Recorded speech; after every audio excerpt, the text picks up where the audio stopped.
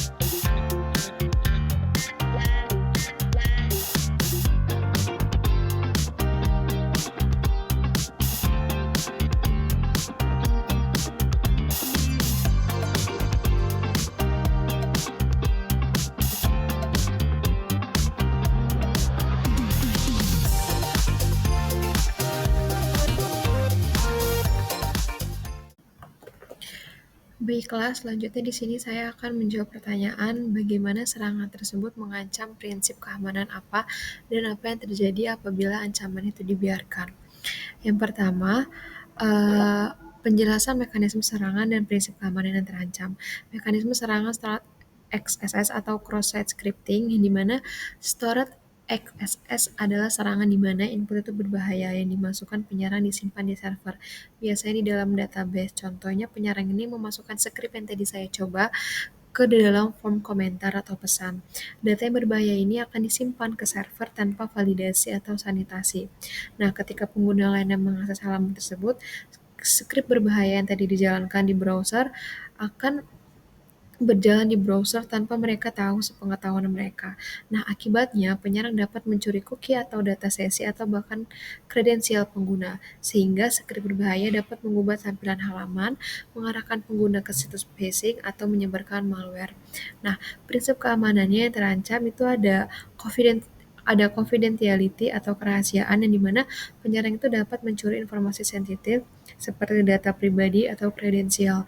Dan yang kedua ada integrity atau integritas yang dimana data yang ditampil di halaman pengguna dapat dimanipulasi.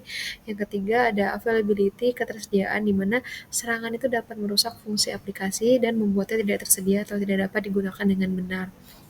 Nah, dampaknya jika ancaman itu dibiarkan, maka pencurian data pengguna, misalnya data sesi untuk membajak akun, kayak penyebaran malware atau virus kepada pengguna lain, atau kerusakan reputasi organisasi karena aplikasi dianggap tidak aman, dan yang terakhir potensi tuntutan hukum atau denda jika data pengguna dilanggar, terutama dengan regulasi seperti GDPR.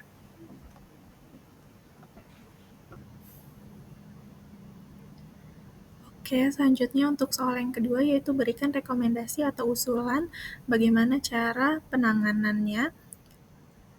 Oke, jadi cara penanganannya ini sebenarnya ada dua, yaitu penanganan secara teknis dan penanganan secara non-teknis. Di sini saya akan menjelaskan penanganan secara teknis. Jadi, yaitu melakukan validasi dan sanitasi input. Jadinya, kita harus memastikan semua input yang diterima dari pengguna divalidasi hanya diizinkan karakter yang benar-benar diperlukan, misalnya alfanumerik. Nah, kemudian kita harus menggunakan sanitasi ini sebagai input untuk mencegah skrip berbahaya masuk ke database. Untuk escape output-nya yaitu kita harus gunakan fungsi HTML special character atau HTML entity untuk mengubah karakter berbahaya seperti kurang dari, lebih dari, simbol dan lain-lainnya itu menjadi representasi yang lebih aman.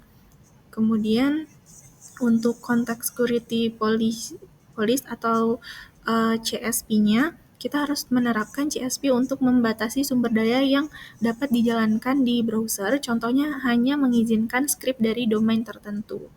Kemudian untuk parameters query-nya, kita harus gunakan parameter dalam query database untuk mencegah eksekusi kode yang dimasukkan penyerang. Kemudian untuk framework yang aman, yaitu kita harus gunakan framework modern seperti Django, Laravel, atau Express.js yang memiliki mekanisme bawaan untuk mencegah XSS.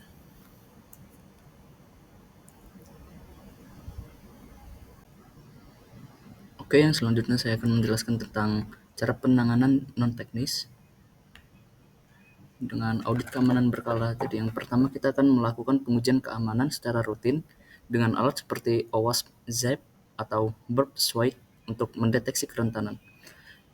Kemudian ada pelatihan pengembang dengan memberikan pelatihan tentang keamanan aplikasi web kepada pengembang agar mereka memahami ancaman XSS dan juga cara mencegahnya. Kemudian ada yang monitoring dan juga logging, di mana kita akan mengaktifkan sistem monitoring dan logging untuk mendeteksi aktivitas mencurigakan seperti misalnya input berbahaya. Kemudian yang selanjutnya ada menonaktifkan inline script dengan cara menambahkan aturan CSP untuk memblokir eksekusi inline script. Kemudian kita juga harus melakukan autentikasi dan juga otorisasi dengan cara memastikan fitur sensitif hanya dapat diakses oleh pengguna yang sah, seperti misalnya admin dan juga moderasi komentar. Sekian dari saya, terima kasih. Oke, mungkin sekian penjelasan dari kelompok kami. Kurang lebihnya kami mohon maaf. Terima kasih. Wassalamualaikum warahmatullahi wabarakatuh.